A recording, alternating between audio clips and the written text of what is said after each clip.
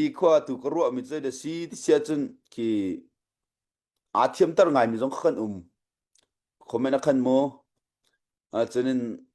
khe ma dau then nak to a hum udu lo we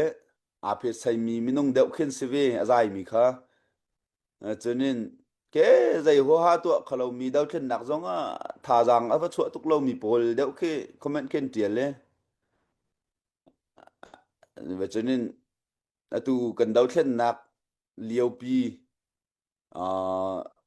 dau then nak lieu asimi kan cháu dạ hẳn anh nghinh rỉ lâu mỹ tê có hội kan chiếm xe chân cháu dạ cha trong kan ngày khâu rỉ lâu cháu dạ dây bền tục đã cai lại thì chú chua mà ý đâu chua mà ý cả chua mà liều khăn right tên ha democracy tên ha không vẫn ao pi chiều khá sĩ comment na khăn cái ní cái chuộc ngay à thiếm cái đi thiếm tao đàn tê tê kia chất lúc in thiếm mi pol cho là vay pol khá tu sĩ địa ba khăn đắc na sẽ là ra trong tâm pi gần tay chẳng ha anh cần điệp cầm chiều lại rồi anh cần rồi chuột chiều lại ấy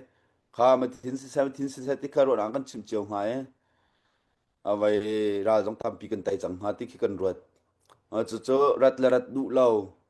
comment in là hay thôn ngay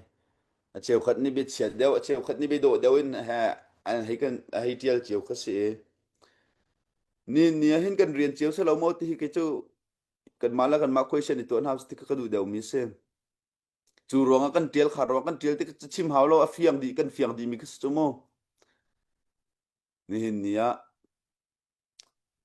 tli an tli thlo ma an zam thlo ma ma chu kho he ka ruat zai ronga hin he mi hi